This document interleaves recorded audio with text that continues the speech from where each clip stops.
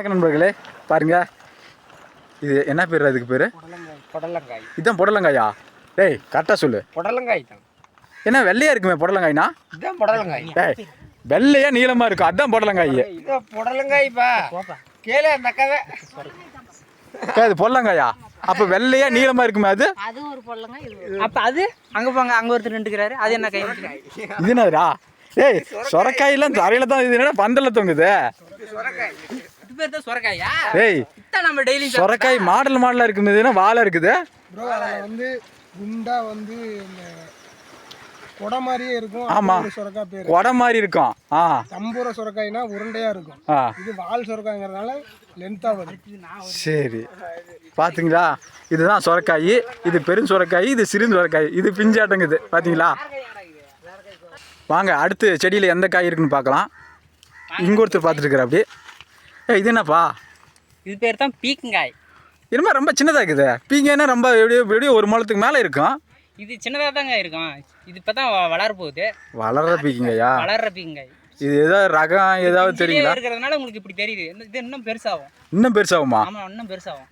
ஒரு காய் எவ்வளோ வெயிட் வரும்? அதாவது ஒரு 1/2 கிலோ ஒரு காய், இல்லைனாக்க இந்த மாதிரி ஒரு 1/4 கிலோ வருங்க. 1 கிலோ வரும். ஒரு காய் 1 கிலோவா? கிலோ வந்துடும். இது என்னமா ரொம்ப சின்னதாக இருக்குதா? வளர வளர அது பெருசாகிட்டே தான் இருக்கும். வளர வளர பெருசாகுங்களா? சரி வாங்க இந்த தோட்டத்தில் என்னென்ன இருக்குதுன்னு பார்த்தலாங்களா? ஒரே கல்லில் 3 மாங்காய்ன்ற மாதிரி இந்த ஒரு செடியில் வந்துட்டு இந்த ஒரே தோட்டத்தில் புடலங்காய் இருக்குது, பீக்கங்காய். எங்கடா பீக்கங்காய் காணவே இல்லை. இதுதான் பீக்கங்காய் பிஞ்சு. பீக்கங்காய் இருக்குது. அடுத்து சொரக்காய் பாருங்க. சொரக்காய் 3 ரகமாக இருக்குது. பார்த்தீங்களா? பாருங்கள் இதெல்லாம் கொடி மேலே படுத்துட்ருக்கு. இந்த படுத்துட்டு இருக்கிறதெல்லாம் இப்படியே விட்டாக்க இப்படியே சுருங்கி போயிடும். அப்படி கீழே எடுத்து இந்த மாதிரி கீழே தொங்க விட்டால் தான் கொஞ்சம் நீளமாக வளருமா. என்னதுப்பா? பார்த்தீங்களா? அதா இங்கே பாருங்கள், அருமையான ஒரு பீக்கங்காய். தலைவர் பிடிச்சிட்டாரு. பார்த்தீங்களா? அதான் சொன்னாங்களா, பெரிய பீக்கங்காய். இதுதான் பெரிய பீக்கங்காய். சூப்பராக இருக்குது பார்க்குறதுக்கு. அழகாக இருக்குது. குழம்பு வச்சு அவ்வளோ டேஸ்ட்டாக இருக்கும்.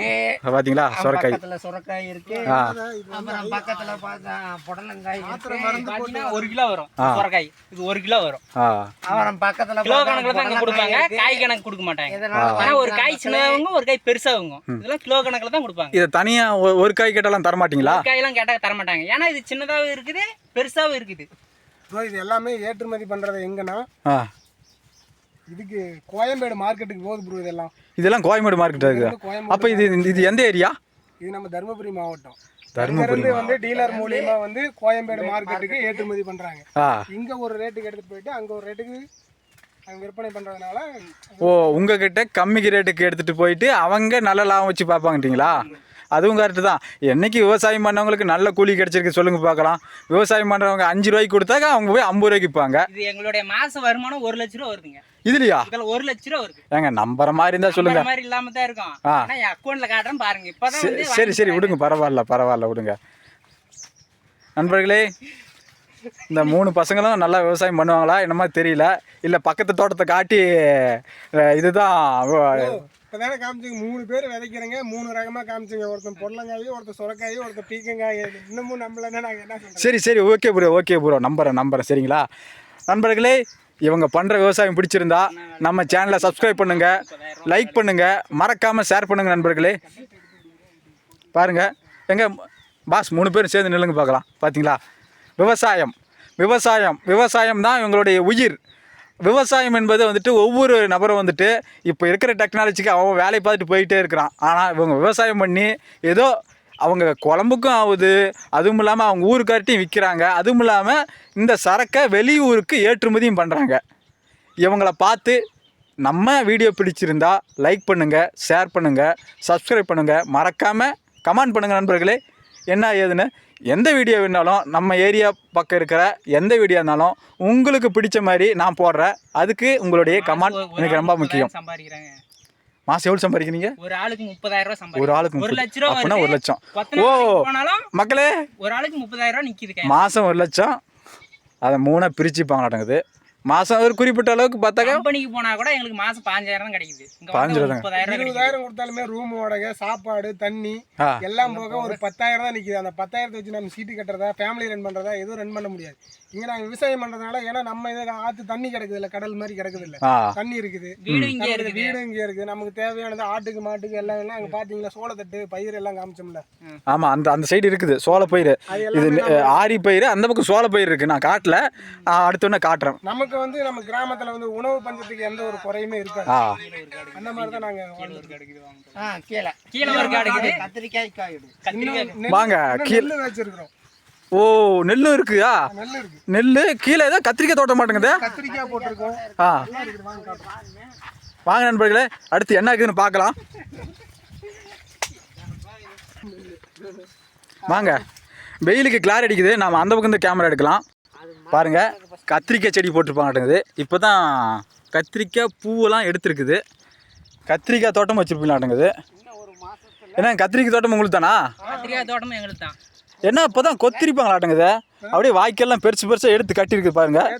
நேற்று தான் கொத்தனது. ஏன்னா அது கொத்தினா மட்டும்தான் அதுக்கான அந்த செடிங்க அது ஒரு வளமா இருக்கும். ஏன்னா நமக்கு களை எடுக்கல அப்படின்னா அந்த செடிக்கான போற உரம், தண்ணி உரம் எல்லாம் அந்த களை தின்னுபிடும்.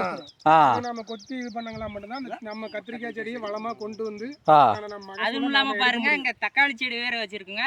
அங்க கோசப்பழம் செடி இருக்குது. அங்க போய் 10 ரூபா 20 ரூபா கொடுத்து கோசப்பழம் செடி ஓ, ஒரே காட்டுல அங்கங்க உங்களுக்கு என்ன செடி தேவையோ அது போட்டுக்கிறீங்க. அங்கங்க வச்சுக்கிறோங்க. நம்ம அன்றாட தேவைக்கு வந்து சாப்பாட்டு உணவு முறையில என்னென்ன தேவையோ எல்லாம் நம்ம காட்டிலேயே போட்டு விவசாயம் நம்ம பண்ணி. இப்போ நீங்கள் நேற்று கொத்து போட்டேன்னு சொன்னீங்க இல்லையா? பாரு, மண்ணெல்லாம் எடுத்து கட்டிருப்பீங்களாட்டுங்க. எத்தனை பேர் வேலை செஞ்சாங்க? இதுல ஒரு 10 பேர் வேலை செஞ்சிருப்பாங்க. எவ்வளோ கூலி கொடுத்தீங்க ஒரு ஆளுக்கு? ஒரு ஆளுக்கு 500 ரூபா கொடுத்தோம். ஒரு ஆளுக்கு 500, 10 எப்படியா? இதுக்கு 5,000 பண்ணி செலவு பண்ணியிருக்கீங்க. அந்த இதுக்கு 5,000 செலவு பண்ணியிருக்கீங்க. அப்போ அந்த 5,000 ரூபாய் இந்த கத்திரி செடியில் கத்திரிக்காய் வந்தால் தான் அதில் வர லாபத்தோடு தான் நீங்கள் எடுக்க முடியும். மட்டும்தான் நாங்கள் அது இந்த ஓ, அதனால தான் நீங்கள் பாருங்கள், அடுத்து பீக்கிங்காய், அந்த பீக்கிங்காய் புடலங்காய் இது போட்டுருந்தீங்களா, அதில் ஒரு வருமானம் வந்துட்டு இருக்குது.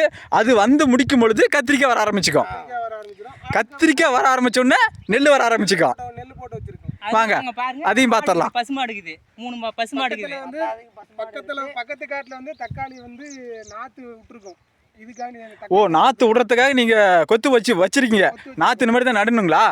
வாங்க பாருங்க, இதா நாற்று நடும்போது ஒரு வீடியோ கண்டக்டர் இதை செரவு எடுத்து செரவு பண்ணி வச்சுட்டாங்க.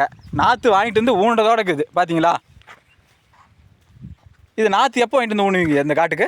அவ்வளோதான். மறுபடியும் ஒரு தண்ணி கட்டிட்டு இப்போ வந்து மண் எல்லாமே சரி பண்ணிட்டு அதுக்கான இது என்ன எப்படி இருக்கணுமோ மண்ணை நாம எந்த அளவுக்கு முறைப்படுத்தி கொண்டு வருமோ அந்த மாதிரி முறைப்படுத்தி கொண்டு வந்து வச்சிருக்கிறோம்.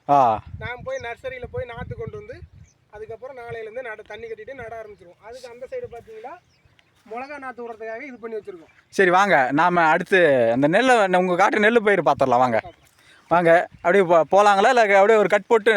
மாட்டுக்கு பாருங்க, தீனி புல்லு அங்கே இருக்குது. மாட்டுக்கு பாருங்க, அங்கே 3 மாடு மேய்ஞ்சிட்டு இருக்குதுங்களா? ஆமாம், எங்கே? மாடு தீவனம் இது. ஆமாங்க, தான் அங்கே 3 மாடு மேயுது. பாருங்க, அங்கே 3 மாடு இருக்குது. இங்க பாருங்க, மாட்டுக்கு தீவனம் இது போட்டிருக்கோம். அதே காட்டுல பக்கத்துல சோள பயிர் வச்சிருக்கிறேங்க. அது பாருங்க, மாட்டு தீவன பயிர். இது மாட்டுக்கு மட்டும்தான் விளைப்பாங்க. இந்த பயிர் எல்லாமே மாட்டுக்கு மட்டும்தான், பக்கத்துல மற்ற எதுக்கு யூஸ் பண்ண மாட்டாங்க. பக்கத்துல பாருங்க சோளம் இது வச்சிருக்கிறோம். ஓ, பாருங்கதா, அந்த காட்டில் வந்துட்டு சோளம் வச்சிருப்பாங்க மாட்டேங்குது. இது வந்துட்டு தக்காளி நாற்று நேரத்துக்காக வச்சிருக்காங்க. அந்த காட்டில் வந்துட்டு சோளம் போகிறதுக்காக. சரி, அடுத்து வாங்க. அதுவும் இல்லாம பாருங்க, நாங்க அப்படியே தண்ணி பாய்க்கிறதா இருந்தாலும் நாங்க ஆத்துல இருந்தே அப்படியே டைரக்டா ஓஸ் மூலியமா. ஓ, ஆத்துல இருந்து